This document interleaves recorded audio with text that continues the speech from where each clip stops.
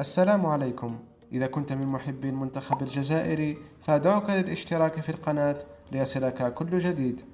قدم النجمان الجزائري سعيد بن رحمة والمغربي نايف أكرد مباراة كبيرة اليوم مع فريقهما ويست هام يونايتد، حيث وبعد مجهود فردي للاعب سعيد بن رحمة ساهم في تمرير الكرة إلى المغربي نايف أكرد، وهو الذي وضعها مباشرة في شباك الخصم ليتعانقا ويحتفلا معا كالعادة.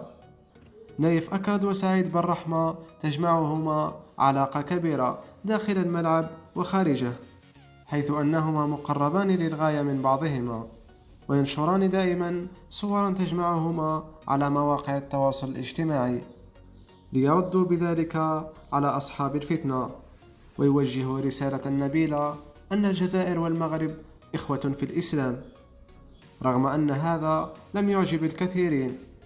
سعيد بن رحمة أيضا ساند النجم المغربي نايف أكرد في المباراة السابقة التي قدم فيها مجهودا ضعيفا للغاية وسجل هدفا ضد مرماه، ولم يجد في هذه المحنة إلا سعيد بن رحمة الذي سانده وساهم في عودته القوية.